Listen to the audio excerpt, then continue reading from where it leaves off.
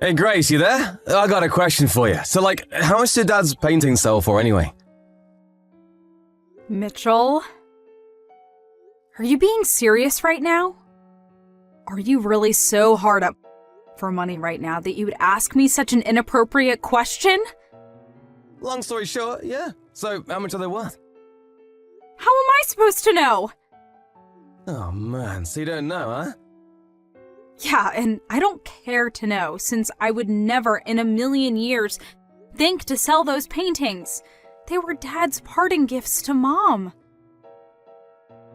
Yeah, but Dad managed to make ends meet just on selling his paintings when he was alive, right? Seems to me like if he was able to do that, his paintings must be worth a decent amount. Yeah, and as long as those paintings are Mom's property, and she has no intention to sell them, then they're not for sale. So it doesn't matter how much money they're worth. End of discussion. Got it? Aww.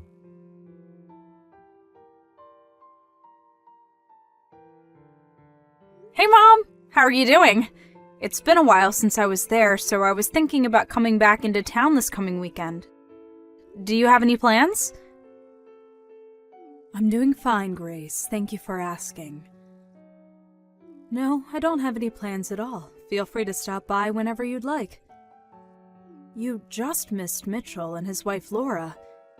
They came by this morning to chat for a while and asked me to show them your father's old paintings. They did? Why? Laura was so taken with them that she asked if I wouldn't mind giving them a few to decorate their house with. I went ahead and let them take out a couple that they liked.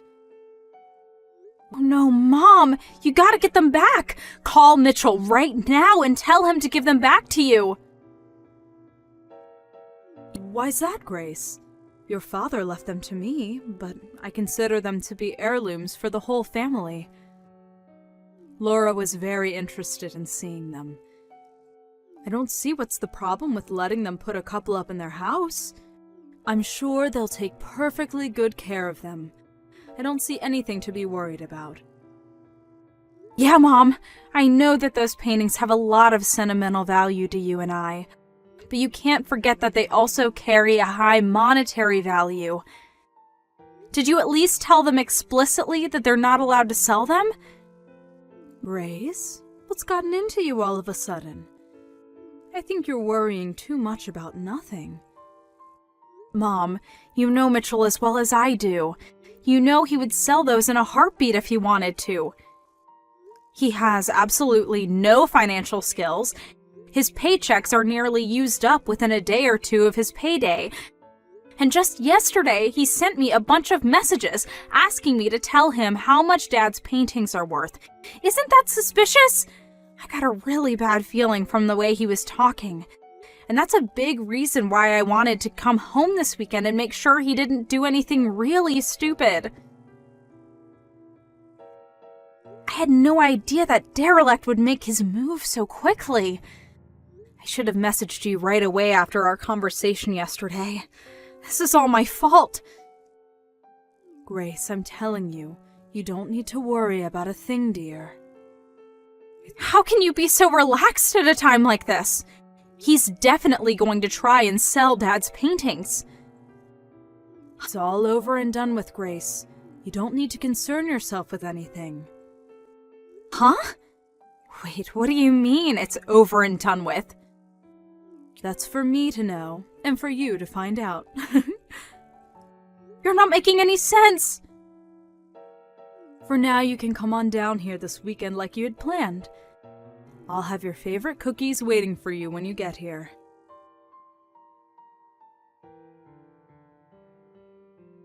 Mom, this is bad! I just got to Dad's studio, you know, the one where he stored all his paintings. Oh my, Grace, you're here already? You're much earlier than I expected. And you've caught me off guard, too. I was just about to head out to the store to buy the ingredients for your cookies. Mom, listen! The door to Dad's studio was unlocked when I got here. And when I looked inside, the whole place had been cleared out. Every single one of Dad's paintings is gone. Really? I thought this was too much for even them, but I checked the security camera footage and sure enough, Mitchell and Laura were here last night and they stuffed all of Dad's paintings into their car. Do you still have the key to Dad's study? Do you think they might have managed to make a copy of it?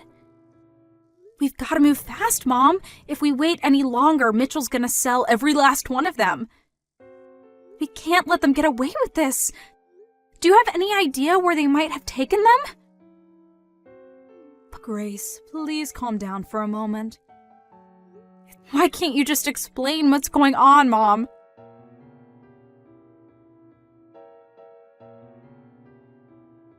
Grace, this is bad. Really, really bad. You gotta help me. Mitchell? What on earth are you so spooked about? What's going on? I'm in big trouble, Grace. I need help, fast. Just calm down and tell me what happened and what you need me to help you with. Okay, well, I sold all of Dad's old paintings the other day. I knew it! I knew you were planning to sell them. I had no choice, Grace. I was up to my eyeballs in debt, and I had no other way to pay it off. You'd do it too if you were in my shoes. Dad? What did you borrow money for? Well, you know, a little of this, a little of that.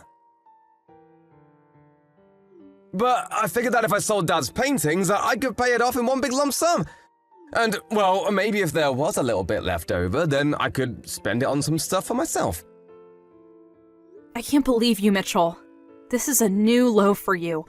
How could you just throw away our memories of Dad like that? Save the lecture for later, Grace. Now isn't the time for that. I've got a much bigger problem on my hands.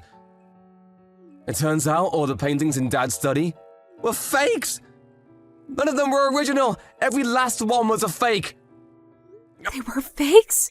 But that doesn't make any sense. I took them to a professional appraiser to see how much they were worth, and he said that they were all remakes based on Dad's paintings. They weren't actually his paintings. He was 100% positive too. Dad's signature wasn't even on them, so there was no way they were real. So wait a second. All of the paintings that Dad kept stored in his study, they were all fakes? Yes, that's what I've been trying to tell you. The appraiser said that they were all copies that were made digitally, then printed off by a computer and placed into a frame. And even the frames were cheap knockoffs. The story is getting weirder and weirder. I know, right? I'm still in shock. I can't believe it. Give me a few minutes, Mitchell. I'm going to talk to Mom for a second. I'll be right back.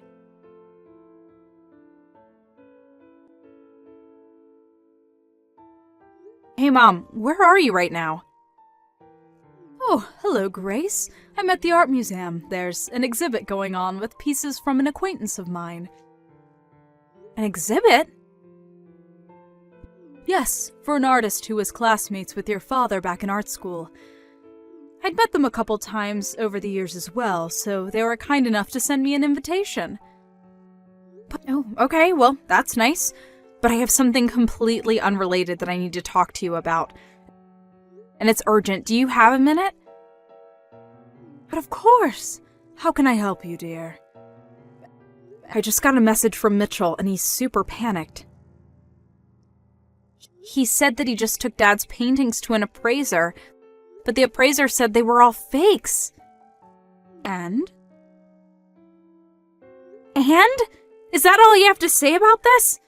I mean, is it true? There's always a possibility that he's lying and that he kept the originals, made the fakes by himself, and took them to the appraiser to cover his tracks. But I don't think Mitchell is that smart. So I guess I have no choice but to take him at his word. That the paintings he took from Dad's studio were legitimately fakes, and he's just surprised as I was.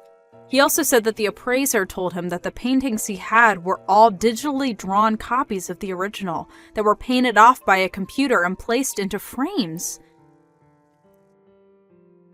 Yes, that all sounds right to me.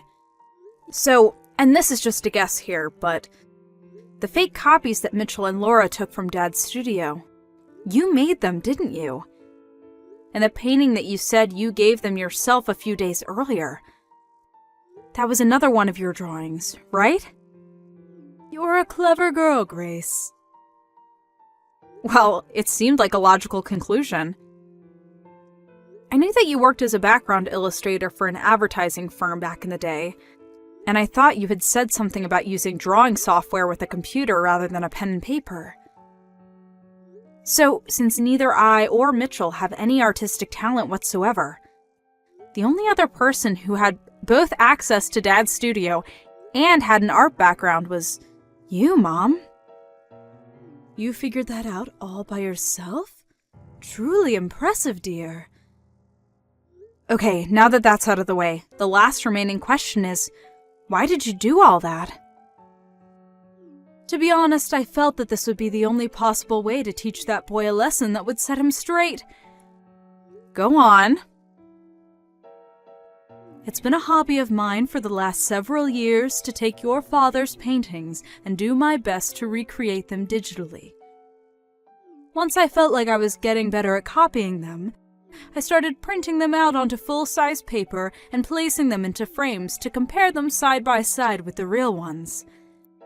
Then, the other day, your brother Mitchell came by, saw one of my most recent copies, and apparently couldn't tell the difference between it and the real one. Oh, is that the one you gave him? The one you messaged me about? Yes, that's the one. They were raving about how beautiful it was and complimenting your father's artistic ability. They seemed so convinced that it was the real thing that I just didn't have the heart to tell them otherwise. They must have taken my key to the studio and copied it when I was packing the frame into the box for safe transportation. And then, the day you came back into town, they waited until I had left the house to go into your father's studio and take all the paintings they thought were real. After that, they went down to the appraiser's place to have them looked at, and the rest is history. By the way, the appraiser they went to also happens to be a friend of your father's, and he called me after Mitchell and Laura left his office to tell me that they had brought my drawings to his store. Wow, you knew the appraiser? I guess that makes sense. It's not a very big art community around here. Yes, your father was quite the popular artist. I'd be surprised if there were any appraisers he wasn't friends with. Your father was quite a shrewd man as well. He foresaw the possibility that Mitchell would try to sell his paintings, and made preparations to cut him off at the pass.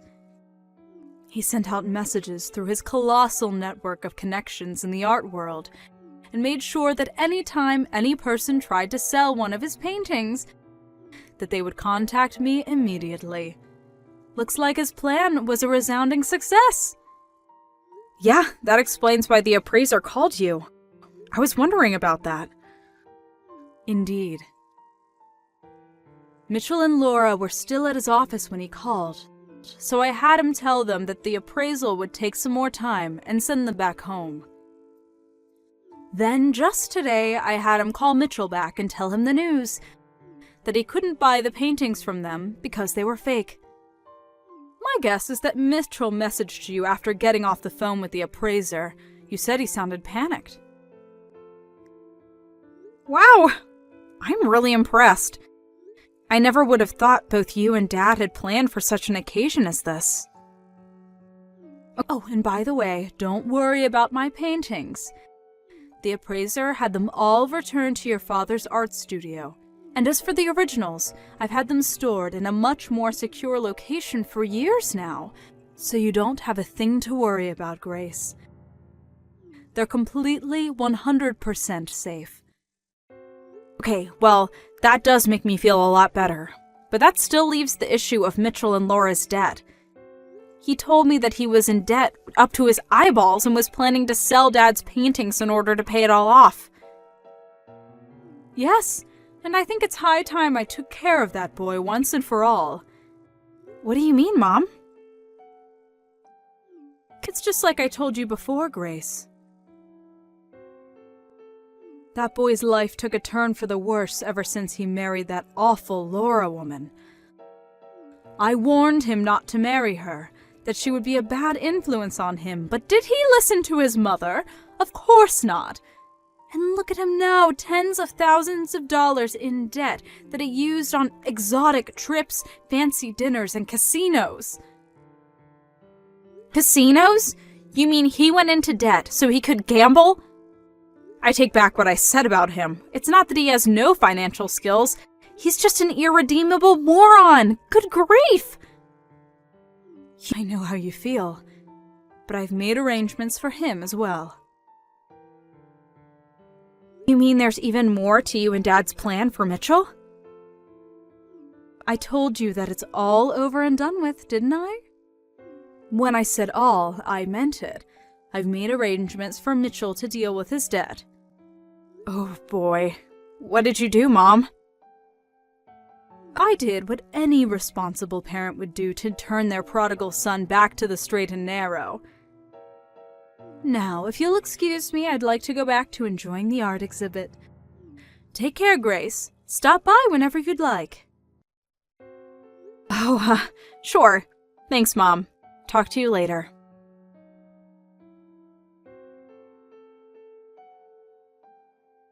Grace, you gotta help me! What is it this time? This is bad, really bad, like super bad, I mean it. Okay, I'll bite. What is super bad, Mitchell? Brackwater! Brackwater? A black panel van just pulled up in front of our house and a bunch of guys with ski masks jumped out.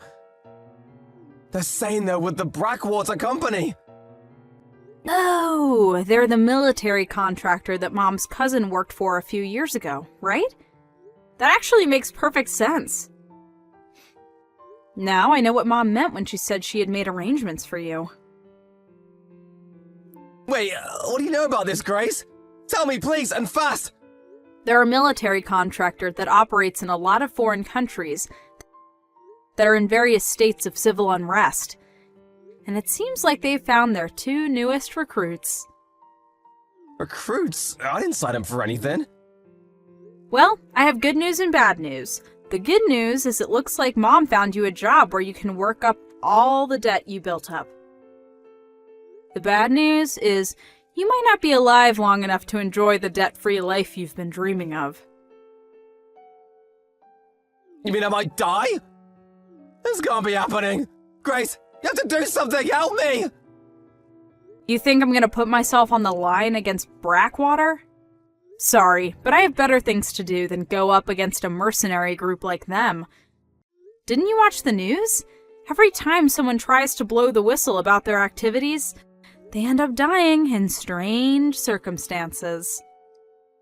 Grace, you can't let them take me, can you?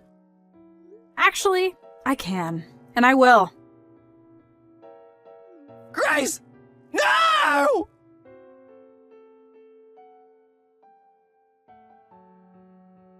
I really had Mitchell going with the whole Brackwater bit, didn't I? Well, unfortunately, the people who came to pick him up weren't a shadowy mercenary group. They were from a live-in work education program for derelict adults. Mom was aware they were coming to pick up Mitchell and Laura that night, and she pulled up in her car right after they did. Mitchell and Laura were already loaded into the van when she got there, and she was greeted to a chorus of bangs on the van walls and muffled sounds of terrified screams. She spoke to the leader of the team the two of them would be inducted into for a while about what sort of work they'd be doing over the next year, then turned and walked over to the van. Mitchell had a gleam of hope in his eye when he saw Mom coming, thinking she was going to save him from the terrible fate that awaited him. But she just went up to the window and said, "Have a good time, Mitchell," got back into her car, and drove home. Mitchell and Laura were put right to work in their re-education programs at separate facilities. They're doing everything from construction to sanitation to engine repair and all sorts of skills that might help them land a job that they'll be able to keep for more than a month or so. Hopefully, in between all the back-breaking labor, they'll find at least a little bit of time to reflect on their lives. think about how they got themselves into this situation, and make a plan on how to work their way out.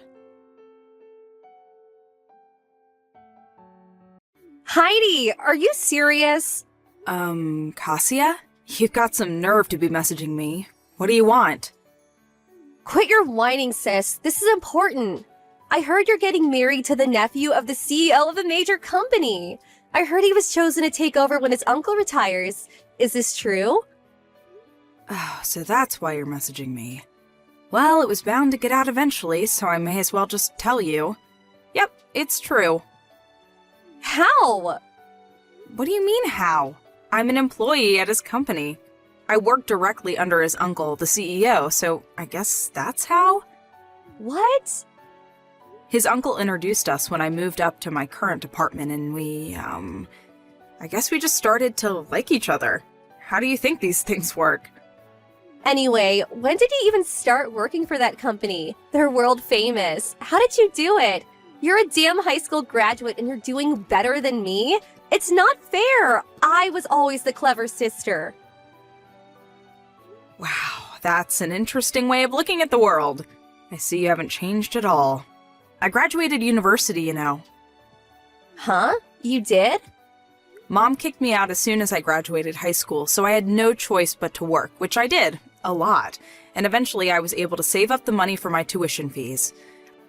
I ended up enrolling 2 years later than everyone else, but eventually I graduated with flying colors. I started looking for work with my new degree and got a job with the company I'm at now. What? Not fair! Okay, let me ask you, Cassia. Have you been working at all since you graduated university? Excuse me, I don't have to work. I'm special. Someone like me shouldn't have to sacrifice their best years as some office monkey worker drone. I'm drop-dead gorgeous, so it's only a matter of time before I find myself a nice, rich, handsome man with enough money to provide me with the life I deserve.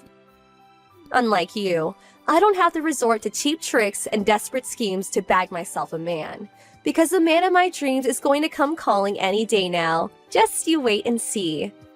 I have no idea what you mean by cheap tricks or desperate schemes, but the only reason I'm in my current position is because I worked, studied, and strove for a better life, and I did it all on my own with no one to rely on but myself. Huh? I don't need to be talked down to by some lousy deadbeat scrounger, who, despite being fortunate enough to have had all her tuition fees paid for, still somehow manages not to have found a job despite having graduated years ago. How dare you speak to me like that? You're pathetic good-for-nothing, and me, Mom, or Dad never loved you. It just goes to show that even a pathetic good-for-nothing can realize their dreams if they work hard enough and never give up. I'm living proof of that. Ugh, you make me sick. Bye, Cassia. Heidi, I need to talk to you. Reply to me at once. Let me guess. Mom? It's been a while. Hey, what's been going on these last few days? Cassia won't stop messaging me all of a sudden despite the fact we haven't spoken in years, and now you? That's what I want to discuss with you. I hear you've been bragging to your lovely little sister about your new life, which you obviously achieved entirely by chance, and won't listen to a word she has to say. You always were the runt of the litter. I achieved this by chance, did I? Think what you like, Mom, I don't care. Anyway, since it's her, I know that whatever she says would only disgust me, so why bother listening? There's another thing I've been wondering too. Didn't you both have me blocked before? We had no choice but to unblock you due to some new developments which unfortunately meant we had to get back in touch with you. You would know this if you hadn't interrupted Kazuya halfway through her explanation, and I wouldn't be having to explain to you now. So that's why you messaged me instead. That's right. Okay, ready when you are. Make sure to keep it short. When's the wedding? Huh? I hate to break this to you, Mom, but you're not invited. In fact, none of you are. Excuse me? I already explained everything to my fiancé and his parents. They've been very understanding about the whole thing. How amusing. Don't tell me you actually think you're going to be the bride. What? I'm at my own wedding? Yes, actually, I did plan on being the bride at my own wedding. Is that not obvious? It most certainly is not. There's only one young lady in this family suitable to marry a future CEO. And that's your lovely, adorable little sister, Kazuya. I'm sorry, but I don't think I understand. What? The groom's name was Michael, wasn't it? Or Mike? He may think he's marrying you right now, but he's sure to fall in love with Kazuya the moment he sees her. He'll change his mind, there's no doubt about it. It's already decided. You're to be substituted for your sister, and she'll marry him instead. What are you talking about? Have you lost your mind? There's no way that's gonna happen. Oh, yes, it is. You'll see before long. Your arrogance will be your downfall, young lady.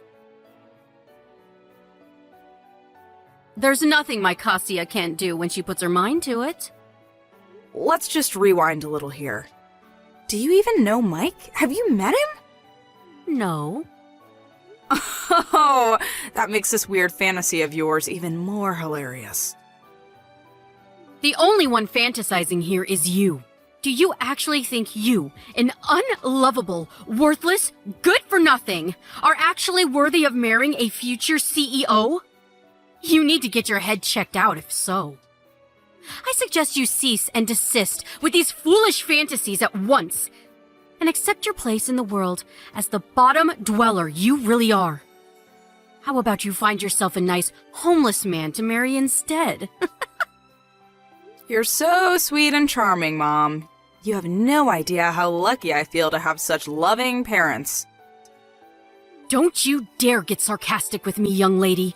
Anyway, all you need to know is that your sister will be substituted as the bride in your place on your wedding day. Make sure you let Mike know what's going on beforehand. You're insane. And you're an idiot if you think there is anything you can do to stop this. I'll tell you what, I'll prepare a message to pass on, since you're probably too dumb to do it yourself. Mike, I think my little sister Kazuya would make a far more suitable bride than me.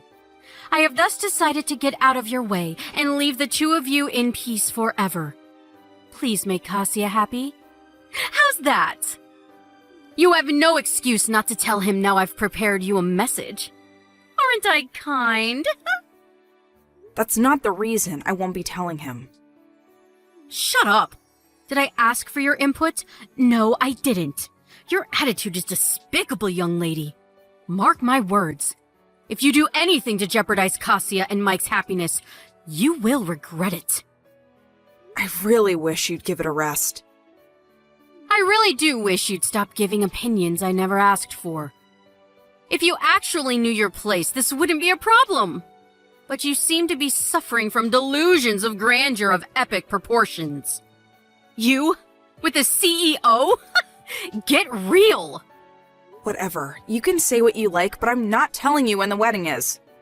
Do you think I can't find out for myself? You may be the runt of the litter. You may be the shame of our family. But this is finally your opportunity to do some good in the world. I suggest you take it and try to make up for being such a waste of space by making your adorable little sister happy.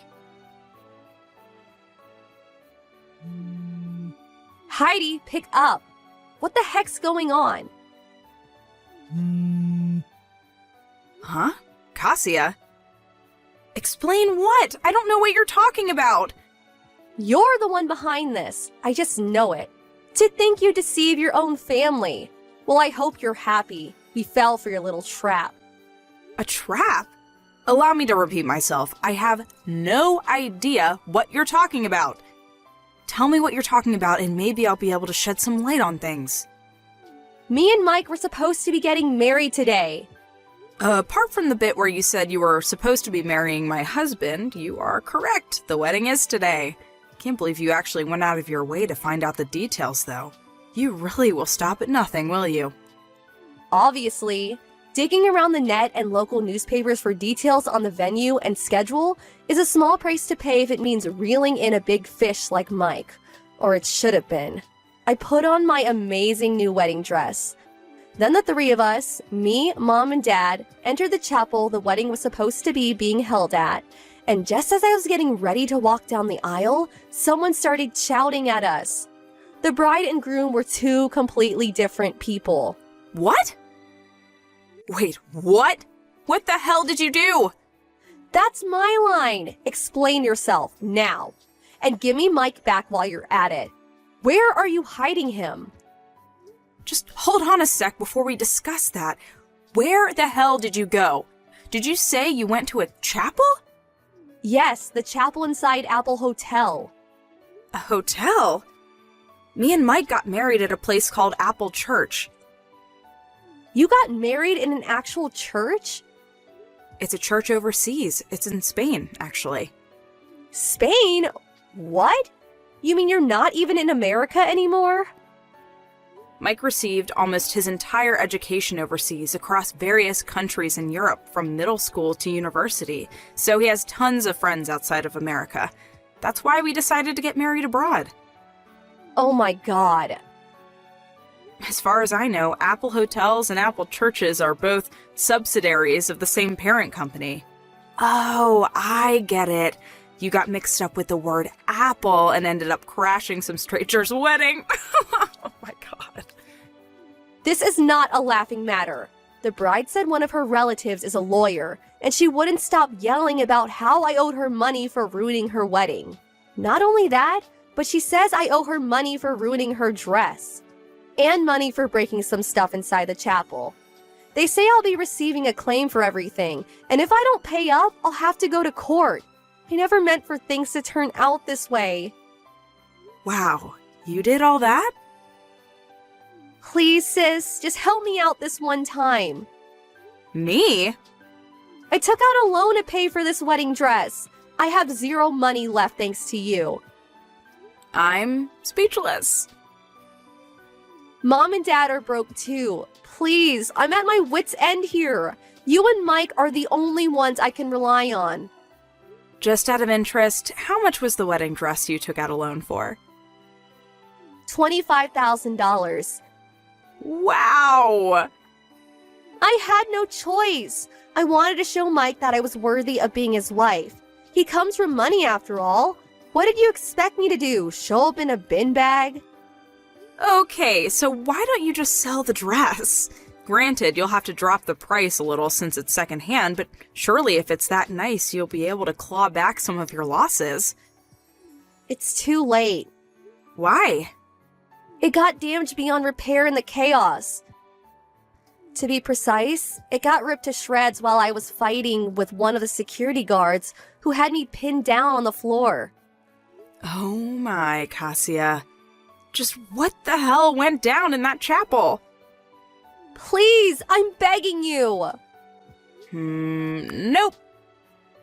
What? I'd just like to remind you, my own sister conspired with our parents to try and steal my husband on my wedding day. You disgust me, and I'm embarrassed by the fact that you exist. Gah! Anyway, my wedding's about to start. Have a nice life, and good luck with that debt of yours. See ya! I blocked my sister and parents after the wedding. I heard a few days later from a relative who I'm still on good terms with that the three of them received an enormous compensation claim from the bride and groom whose wedding they ruined by going to the wrong chapel. I don't know the exact breakdown of the charges, but I heard that there were some pretty expensive items among the things they broke, including some very old antique furniture of high historical value. The total came to a whopping $65,000. Good luck, that's all I can say. They were told they had to pay it in one lump sum immediately, news that made my mother faint with shock and my sister burst into tears. I heard that my dad quit his job and suddenly escaped in the night. He hasn't been seen since. I mean, wow, really? Those three are just as bad as each other. Anyway, this has of course left my mom and sister with no choice but to work long, grueling hours across several jobs. However, due to neither of them having held down a semi-decent job at any point in their lives, those several jobs mostly consist of adult entertainment venues like strip clubs.